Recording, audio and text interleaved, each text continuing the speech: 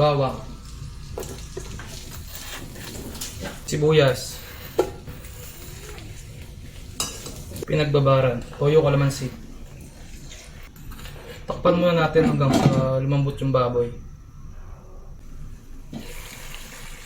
Add tayo ng pork cubes, oyster sauce, isang sachet lang. Haluin. Add na natin yung sitaw.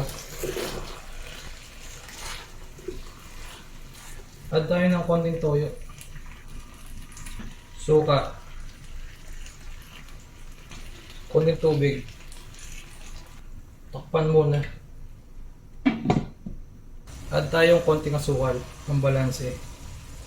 Takpan ulit hanggang sa lumambot yung sitaw. Okay na to.